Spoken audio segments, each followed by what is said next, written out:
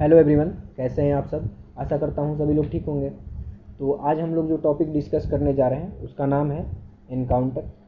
ठीक है, आप लोग न्यूज़ वगैरह में देखे होंगे। तो इनकाउंटर शब्द का मतलब क्या होता है भाई?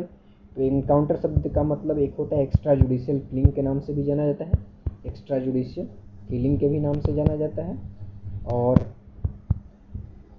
तो इसका मतलब हम लोग जानेंगे कि इसका मतलब क्या होता है। तो आप लोगों ने सुना होगा फर्स्ट पुलिस इनकाउंटर जो हुआ था, फर्स्ट पुलिस इनकाउंटर 1982 में मन्यासुर में बोला जाता है। मन्यासुर में आप लोगों ने एक मूवी देखा होगा, शूट आउट एंड लोखंडवाला। ठीक है, तो मन्यासुर में एक गैंगस्टर है जो कि गैंगस्टर रहता है और ये महाराष्ट्र में। तो महाराष्ट्र पुलिस द्वारा उसको एनकाउंटर में मार दिया जाता है, इनकाउंटर कर दिया जाता है। तो ये पुलिस को दिया गया एक राइट है। ठीक है, मतलब पुलिस के द्वारा यूज़ किया गया प्रोसीजर है, तो इसी को बोलते हैं इनकाउंटर। तो ये क्यों क्या होता है भाई, फिर चलिए जानते हैं फिर से कि ये एक्स्ट्रा जुडिशियल किलिंग जो होता है कि पुलिस या आर्म फोर्सेस को सेल्फ डिफेंस के रूप में दिया जाता है। अब मान लीजिए सेल्फ डिफेंस कैसा भाई? तो सेल्फ डिफेंस, मान लीजिए कोई गैंगस्टर है या कोई टेररिस्ट है, अगर मान लीजिए लेकर पुलिस उसको रिमांड पे जा रहा है और वो बीच में भागने का प्रयास करता है या हमला करने का प्रयास करता है, तो उस स्थिति में पुलिस के द्वारा उसको उस पर गोली चला देना सेल्फ डिफेंस में, और उस वजह से अगर उसकी हत्या भी हो गई तो कोई बात मतलब नहीं होता है, तो उसी को बोलते हैं हम लोग इनकाउंटर। ठीक है, तो इसी को इनकाउंटर बोलते हैं। अब लेकिन एक हाल में इनकी एग्जांपल ले लिए अतीक अहमद का, कल देखे होंगे विकास दुबे, असद अहमद। तो अतीक अहमद को तो के इनकाउंटर में नहीं कहा जाएगा क्योंकि पुलिस के द्वारा वो नहीं किया गया है, लेकिन असद अहमद और विकास दुबे इनकी अब देखे होंगे पुलिस के द्वारा इनकाउंटर कर दिया गया। ठीक है, फिर वो पहला केस आप लोग देंगे ऐसे मामला, ये तो यूपी का मामला है, लेकिन महाराष्ट्र में आप लोगों ने एक सुने होंगे कि एक समय एक केस आता है, उस केस का नाम है PUCL वर्सेस महाराष्ट्र। ठीक है, महाराष्ट्र, ये 2014 में आया था। ठीक है, तो इसमें कहा गया था 2014 में कि इस एक रिपोर्ट के अनुसार कि 99 एनकाउंटर कर दिया गया था मुंबई पुलिस के द्वारा, और तथाकथित तौर पर उसमें 135 क्रिमिनल को 1995 और 97 के समय, वो मतलब कि 1995 और 97 के समय ये किया गया था। और ये केस जो आया था 2014 में आया था। तो ये केस के द्वारा गाइडलाइन प्रस्तुत किया गया, किसके द्वारा? सुप्रीम कोर्ट के द्वारा। और NHRC, जिसको हम लोग मानव अधिकार आयोग बोलते हैं, ठीक है, अंग्रेजी में इसको नेशनल ह्यूमन राइट कमीशन बोलते हैं। तो ये सेंटर के द्वारा भी, सेंटर में भी होता है और एक स्टेट में भी होता है। ठीक है, तो इसमें हम लोग देखेंगे कि एक आप लोग IPC धारा 96 याद रखिएगा, उसमें कहा गया है कि every human being has the right to private defence which is a natural and inherent right. ठीक है, मतलब प्रत्येक लोगों को, प्रत्येक नागरिक को, प्रत्येक मानव को ये प्राइवेट डिफेंस के लिए अधिकार दिया जाता है, नेचुरल अधिकार है। ठीक है, रखने का अधिकार है और ये नेचुरल राइट है। फिर सेक्शन 46 CRPC भी क्रिमिनल प्रोसीजर के तहत कहा गया, पुलिस यूज़ करता है, लेकिन उसमें बहुत सारी प्रावधान है। ठीक है, तो फिर इसमें हम लोग एक चीज़ देखेंगे कि अगर अधिक मात्रा में, मान लीजिए कि अगर इस इनकाउंटर शब्द का दुरुपयोग होने लगा, मान लीजिए कभी कभी होता है कि पुलिस जानबूझकर भी एक काम करती है, कभी कहीं कहीं देखने को मिला है, कभी कभी होता है कि वो समाज के लिए बहुत खतरा होता है तो पुलिस के द्वारा इस भी कर दिया जाता है। तो अगर इसका मान लीजिए दुरुपयोग होने लगे तो इसका कोई क्या होगा? तो कॉन्स्टिट्यूशनल प्रोविज़न है, तो कॉन्स्टिट्यूशनल वायलेंस होगा। कॉन्स्टिट्यूशनल वायलेंस में क्या होगा भाई? रूल ऑफ लॉ की धज्जियाँ उड़ जाएगी।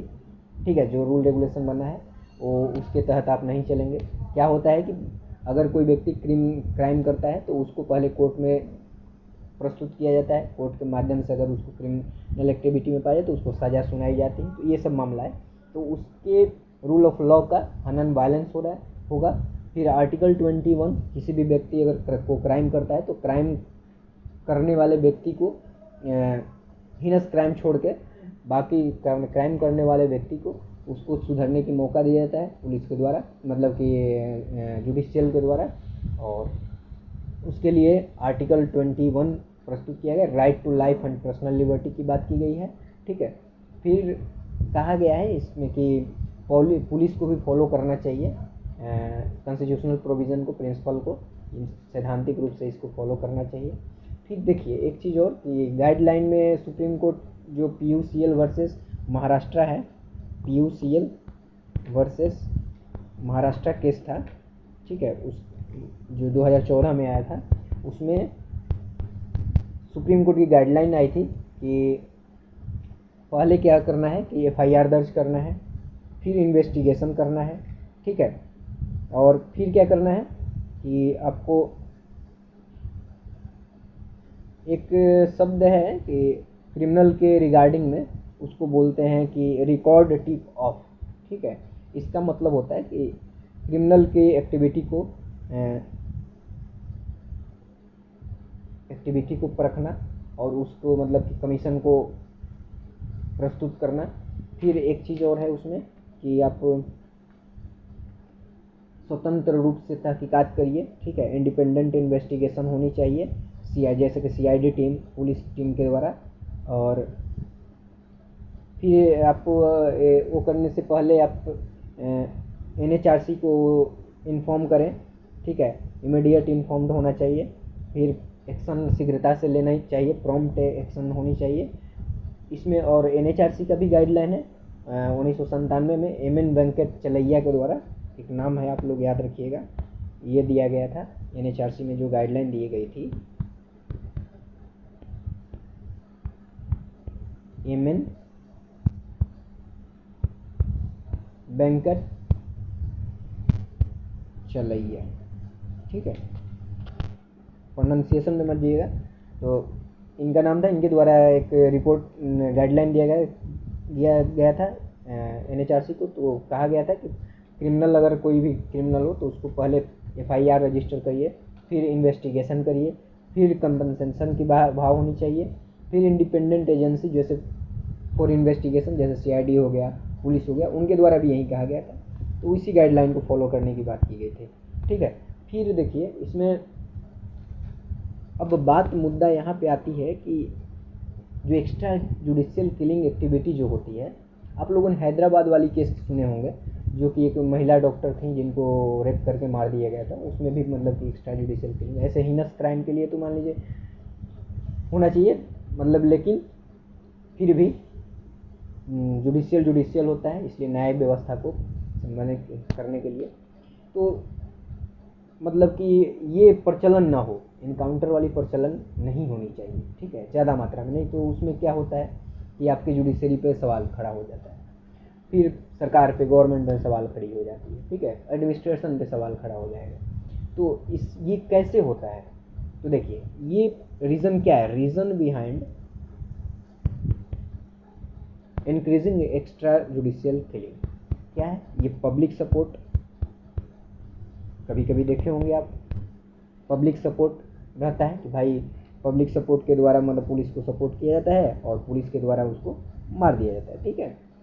फिर पॉलिटिकल सपोर्ट भी बहुत बड़ी मायने रखते हैं, बिना पॉलिटिकल सपोर्ट के आप कुछ भी नहीं कर सकते।